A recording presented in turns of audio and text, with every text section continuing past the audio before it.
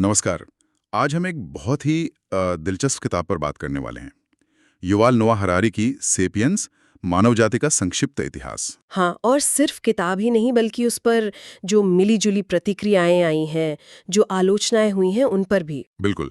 ये किताब हमें पाषाण युग से लेकर आज तक के पूरे इंसानी सफर पर ले जाती है। हमारे पास इसके लिए किताब के कुछ सारांश हैं, रिव्यूज हैं और एक काफी डिटेल्ड आलोचना भी है आह्वान पत्रिका से। हाँ, वो आलोचना काफी अहम नुक्ते उठाती हैं। तो हमारा मकसद है कि इन अलग-अलग नजरियों से जो मुख्य बातें हैं उनको समझें।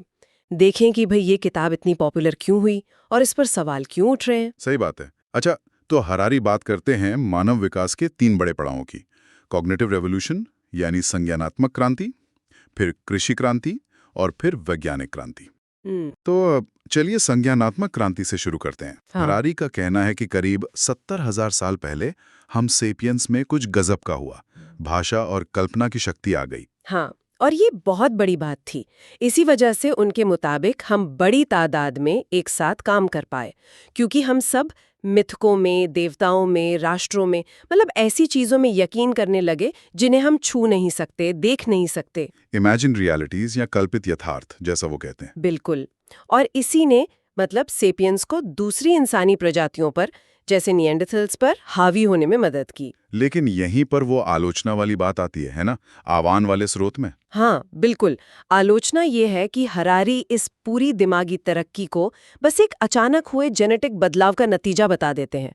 वो इसे ज्ञान वृक्ष म्यूटेशन कहते हैं, जैसे कोई स्विच ऑन हो गया हो। अच्छा, तो आलोचक क्या कहते हैं? आलोचक कहते हैं कि ये मानव चेतना का जो विकास है, इसमें श्रम का मतलब हमारे पूर्वजों ने लाखों साल तक जो अपने हाथों से काम किया, औजार बनाए, पर्यावरण से जूझे, उसकी भूमिका को हरारी कम करके आंक रहे हैं। उनके हिसाब से चेतना और दिमाग का विकास एक बहुत धीमी क्रमिक प्रक्रिया थी। ये कोई अचानक हुआ जेनेटिक चमत्कार नहीं था।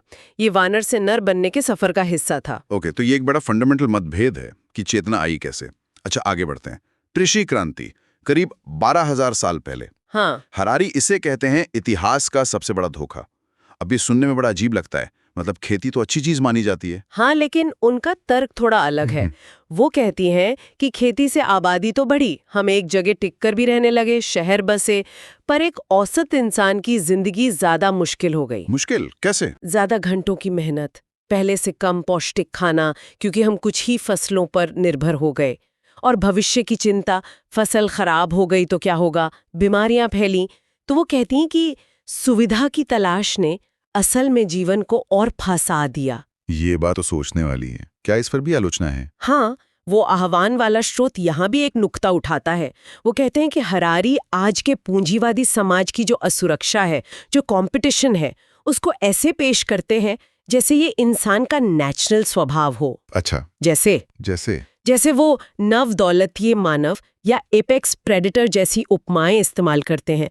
आलोचक कहते हैं कि ये आज के समाज की दिक्कतें हैं, जिन्हें हरारी पूरे मानव इतिहास पर थोप रहे हैं, जैसे ये हमेशा से ही ऐसा था। मतलब आज की समस्याओं को देखकर अतीत को रंग देना दिलचस्प पॉइंट है।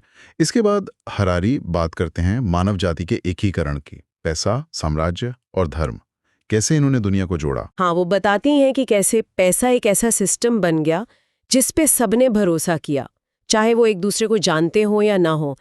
ये आपसी विश्वास का एक बड़ा जाल था। सही बात है।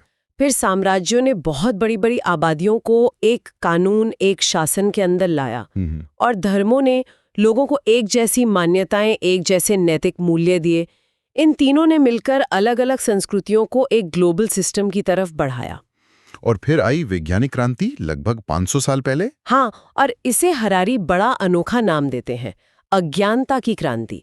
मतलब ये मानना कि हम नहीं जानते। अच्छा, ये तो उल्टा लगता है।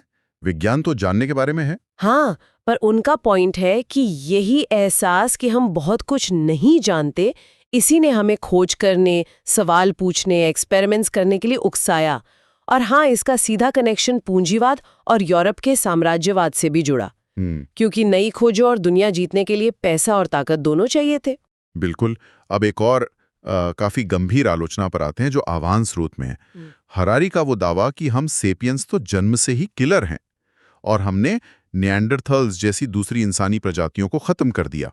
जाति संहार किया। जी, ये एक बहुत विवादास्पद बात है उनकी किताब में। और स्रोत इसे सीधे सीधे सामाजिक डार्विनिज्म कहता है। मतलब ये सोच कि समाज में भी जंगल का कानून चलता है, सर्वाइवल ऑफ द फिटेस्ट। तो आलोचकों का क्या कहना है इस पर? आलोचक कहते हैं कि हरारी इस तरह से नस्लवाद या ऐसी ही दूसरी विभाजनकारी विचारधाराओं को, जो असल में वर्ग समाज की देन है, उन्हें मानव का कोई नैसर्गिक मतलब नेचुरल गुण बता रहे हैं। लेकिन निएंडरथल्स के बारे में अब नई रिसर्च भी तो आई है। बिल्कुल, वही स्रोत बताता है कि हाल की स्टडीज दिखाती हैं कि सेपियंस और निएंडरथल्स सिर्फ लड़े ही नहीं, वो हजारों साल तक साथ भी रहे। उनमें मेलजोल भी हुआ, इंटरब्रीडिंग भी हुई। अच्छा। हाँ, और उसके जेनेटिक सबूत आज भी हम लोगों के डीएनए में मिलते हैं।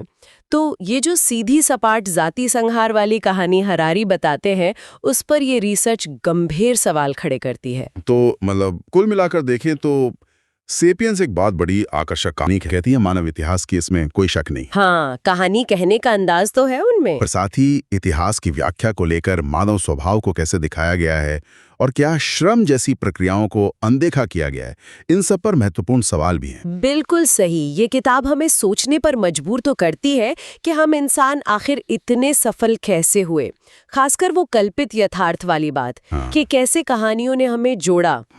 लेकिन ये आलोचनाएं भी जरूरी हैं। ये याद दिलाती हैं कि इतिहास की कोई एक फाइनल कहानी नहीं होती। हर कहानी एक नजरिए से कही जाती है और हमें हमेशा ये पूछना चाहिए कि ये कहानी कौन सुना रहा है और क्यों सुना रहा है। और जाते जाते एक सवाल श्रोताओं के लिए छोड़ जाते हैं। अगर जैसा हरारी कहते हैं हमारा समाज वाकई इन कल्पित यथार्थों पर इतना ज्यादा निर्भर है, तो क्या खुद इतिहास भी, जिसे हम अलग अलग सबूतों और व्याख्याओं से घड़ते हैं, क्या वो भी अपने आप में एक तरह का कल्पित यथार्थ नहीं है, जिसे हम अपनी आज की समझ के हिसाब से बार बार बनाते और बदलते रहते हैं? ये तो सोचने वाली बात